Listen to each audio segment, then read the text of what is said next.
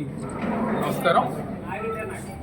ఈరోజు పెద్దలు మాజీ మంత్రివర్యులు అదేవిధంగా మైలూరు నియోజకవర్గ సమన్వయకర్త జోగి రమేష్ గారిని ఈరోజు ఎన్టీఆర్ జిల్లా వైఎస్ఆర్ కాంగ్రెస్ పార్టీ తరఫున నేను కానివ్వండి, మా అనుబంధ సంఘ అధ్యక్షులు కానివ్వండి, వివిధ గ్రామాల నుంచి వివిధ ప్రాంతాల నుంచి వచ్చిన పెద్దలందరం గారు ఈరోజు రమేష్ గారిని కలిసి ఏదైతే వైఎస్ఆర్ కాంగ్రెస్ పార్టీ ఎన్టీఆర్ జిల్లా జోగి రమేష్ గారు మీద ఏదైతే కూటమి ప్రభుత్వం ఒక తప్పుడు ఆరోపణలు కానివ్వండి, లేకపోతే ఏదో ఒక రకంగా ఆయన ఇబ్బంది పెట్టాలని చెప్పని ఏ విధంగా అయితే చూస్తుందో, వాళ్ళు చేసే నీచ రాజకీయాలకి, వాళ్ళు చేసే పిచ్చి రాజకీయాలు ఏదైతే ఉన్నాయో వాటినన్నిటిని కూడా జోగి రమేష్ గారు ఎదుర్కొంటూ ముందుకెళ్తున్నారు. ఆయనకి అండగా ఈరోజు ఎన్టీఆర్ జిల్లా వైఎస్ఆర్ కాంగ్రెస్ పార్టీ పూర్తిగా ఆయనకి అండగా ఉండటానికి చెప్పడానికి ఈరోజు మేము అందరం కూర్చున్నాం. ఈరోజు చంద్రబాబు నాయకత్వంలో కూటమి ప్రభుత్వం అధికారంలోకి వచ్చిన ఈ యొక్క 15 నెలల్లో సంక్షేమ కార్యక్రమాలు, అభివృద్ధి కార్యక్రమాలు చేయకుండా ఈరోజు ప్రజానికం ఎక్కడ ఆ ఒక కార్యక్రమాలు అడుగుతారని చెప్పని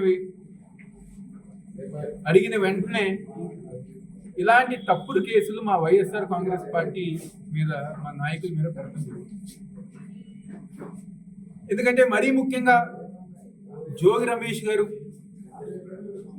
బీసీ సామాజిక వర్గం సంబంధించిన నాయకుడుగా ఈ రాష్ట్రంలో బడుగు బలహీన వర్గాలకి అండగా ఉంటూ, ఇంకో పక్క జగన్మోహన్ రెడ్డి గారికి అండగా ఉంటూ, అన్ని విధాలుగా వైఎస్ఆర్ కాంగ్రెస్ పార్టీ తరఫున ఏదైతే కూటమి ప్రభుత్వం చేస్తున్న అన్యాయమైన కార్యక్రమాలు ఉన్నాయో దాన్ని వ్యతిరేకిస్తూ మీడియా ముందు కానివ్వండి, లేకపోతే డైరెక్ట్గా అధికారులతో కానివ్వండి, ఆ కూటమి నాయకులతో పోరాటం చేస్తుంటే చూసి తట్టుకోలేక ఒక అబద్ధపు కేసు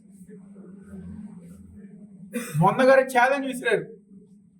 చంద్రబాబు నాయుడికి, లోకేష్కి తిరుపతి వస్తారా, లేకపోతే అమ్మవారి సాక్షిగా మీరు నిజం చెప్పండి, లేకపోతే ప్రమాణం చేసి నేను నిజం చెప్తానని చెప్పని జోగి రమేష్ గారు ఛాలెంజ్ చేశారు.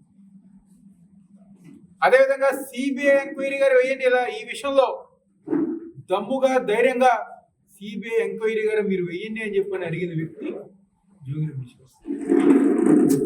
అవన్నీ కాకుండా ఈరోజు వాళ్ళకు సంబంధించిన మీడియాలో కానివ్వండి, లేకపోతే వాళ్ళ సోషల్ మీడియాలో కానీ ఒక తప్పుడు ప్రచారం ఈరోజు కూటమి నాయకులు చేసుకుంటూ ముందుకెళ్తున్నారు. ఒక్క విషయం వాళ్ళు గుర్తుపెట్టుకోవాలి, మీరు ఎన్ని తప్పుడు కేసులు పెట్టినా, ఎన్ని అబద్ధ ప్రచారాలు చేసినా ఈరోజు పార్టీ జోగి రమేష్ గారికి అండగా ఉంటుంది. అదేవిధంగా జోగి రమేష్ గారు అదే విధంగా ఏ విధంగా అయితే చంద్రబాబు నాయుడు, లోకేష్, పవన్ కళ్యాణ్ మీ కూటమి ప్రభుత్వాన్ని వ్యతిరేకించారో, మీ చేసే అన్యాయం కార్యక్రమాలు వ్యతిరేకించారో, అదే విధంగా జోగి రమేష్ గారు ముందుకు వెళ్తారండి. ఈరోజు ఈ యొక్క కల్తీ మద్యం, నకిలీ లిక్కర్ దాంట్లో పూర్తిగా తెలుగుదేశం పార్టీ వాళ్ళు, చంద్రబాబు కానివ్వండి, లోకేష్ కానివ్వండి, లేకపోతే ఈ స్థానికంగా మైలవరంలో ఉన్న ఎమ్మెల్యే కానివ్వండి, వీళ్ళందరూ ఎంపీ కానివ్వండి, వీళ్ళందరూ కూడా ఇందులో ఇన్వాల్వ్ అయ్యారు. ఆ జయచంద్రారెడ్డి, ఆ జనార్దన్ రావు ఎవరైతే ఉన్నారో వాళ్ళు నెల నెల డబ్బులు ఆ చంద్రబాబుకి కానివ్వండి, లేకపోతే ఇక్కడ ఉన్న ఎమ్మెల్యేకి, ఎంపీకి పంపించి అలాంటి నీచ రాజకీయాలు వాళ్ళు చేస్తూ ముందుకెళ్తుంటే మీరు దొరికిపోయారని చెప్పండి. మీరు చేసే దొంగతనం దొరికిపోయేసరికి ఈరోజు మీ ప్రభుత్వం మీద, మీ కార్యక్రమాల మీద పోరాటం చేస్తున్న జోగి రమేష్ గారిని అన్యాయంగా ఏదో తప్పుడు కేసులు ఎక్కించాలని చెప్పి మీరు చూస్తున్నారు.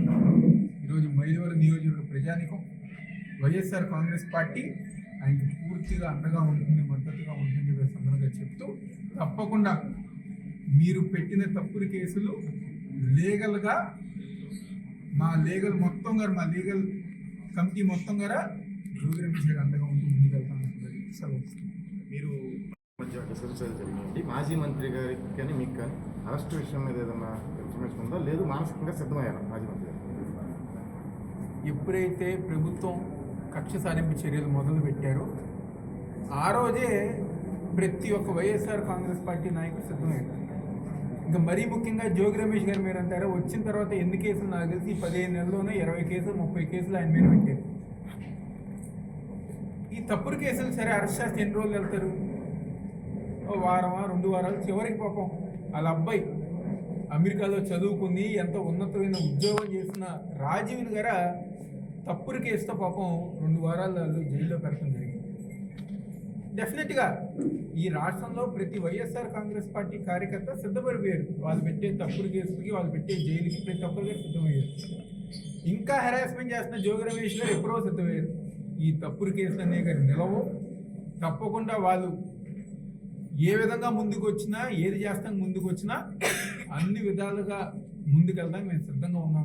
సార్ ఒకటే, నిన్న వైసీపీ మాజీ మంత్రి జోగి రమేష్ గారితో కలిసి పార్టీ నాయకులు అందరూ కలిసి సిపి గారికి ఫిర్యాదు చేయడం సోషల్ మీడియాలో ఫేక్ ప్రచారం చేస్తున్నారు. ఆ తర్వాత టీడీపీ నాయకులు కూడా సిపి గారికి ఫిర్యాదు చేశారు. మీ ఫిర్యాదును పరిగణన తెచ్చుకుండా టీడీపీ నాయకుల ఫిర్యాదు వరకు ఇప్పటికే మీ నాయకులు ఇద్దరిని ఫోన్లు స్వాధీనం చేసుకున్నారు. రాబోయే రోజులు మీరు ఏ విధంగా ముందుకెళ్ళిపోతున్నారు వీటి మీద? నేను 18 ఏళ్ళ నుంచి గారు రాజకీయాల్లో అధికారులు అనేవాళ్ళు పార్టీలతో సంబంధం లేకుండా ఉండవలసిన వ్యక్తులు అధికారులు.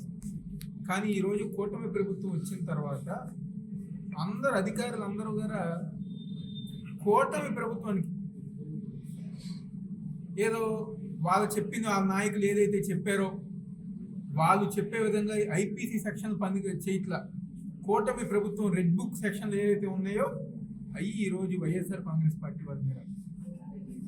నిన్న ఏదైతే ఒక తప్పుడు ప్రచారం, ఒక పిచ్చి వాట్సాప్ చాట్లు కావాలని ఫేక్ది క్రియేట్ చేసి మా జోగి రమేష్ గారి మీద తప్పుడు ప్రచారం చేస్తే దాన్ని ఈరోజు కంప్లైంట్ చేయాలని చెప్పి నిన్న మా వాళ్ళందరూ గారు వెళ్ళారు సిపి కలవల. కానీ మాజీ మంత్రులు, ఎమ్మెల్సీలు, ఎమ్మెల్యేలుగా పనిచేసిన వాళ్ళు, పెద్ద నాయకులు అందరు గారు వెళ్ళి కలిస్తే సిపి కలవలేదు.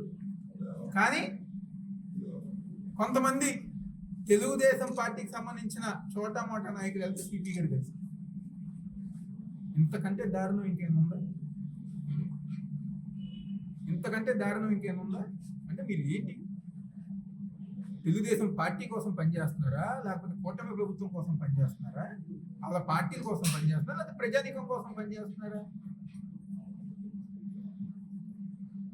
ఈ విధంగా నిన్న ఎప్పుడైతే వాళ్ళు కంప్లైంట్ ఇచ్చారో పాపం పొద్దున్నే మా నాగిరెడ్డి గారికి, అదేవిధంగా జయరాజు గారికి ఇంటికి వచ్చి ఫోనులు లాక్కుని బెదిరించాలని చెప్పని, భయపెట్టాలని చెప్పని, పోలీసులను అడ్డం పెట్టుకుని బెదిరించాలని చెప్పని ఒక నీచమైన రాజకీయం ఈ రాష్ట్రంలో మరీ ముఖ్యంగా ఈ మైలవరం నియోజకవర్గంలో జరుగుతుంది. వాళ్ళకి ప్రతి వైఎస్ఆర్ కాంగ్రెస్ పార్టీ నాయకుడికి వైఎస్ఆర్ కాంగ్రెస్ పార్టీ తరఫున మేమందరం గారు అండగా ఉంటామే. వెంకన్న రీసెంట్గా ప్రెస్ మీట్ పెట్టి చంద్రబాబు నాయుడు మీద కానీ, లోకేష్ మీద కానీ కారు కొత్తలకు వస్తే నాలుకలకు వస్తాం, అటువైపు వస్తే కాళ్ళు కూడా ఎరగొడతామని మాట్లాడుతున్నారు. వెంకన్న గారు అధికారం వచ్చిన దగ్గర నుంచి నాకైనా పదవి ఇవ్వాలి, ఎమ్మెల్సీ ఇవ్వాలి, లేకపోతే ఏదో ఒకటి కార్పొరేషన్ చైర్మన్ ఇవ్వాలి, నన్ను పరిగణలోకి తీసుకోవాలని చెప్పని ఆయన అనేక సందర్భాల్లో కూడా మాట్లాడారు.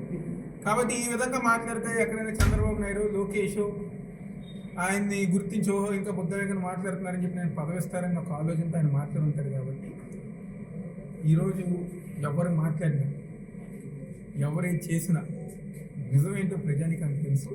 కాబట్టి వాళ్ళు ఏదో మాట్లాడారని చెప్పని, ఎవరో ఏదో వాళ్ళ పదవుల కోసం, వాళ్ళ వ్యక్తిత్వం కోసం వాళ్ళు ఏదో మాట్లాడాలని చెప్పి దాని గురించి మేము పట్టించుకోవాల్సిన అవసరంగా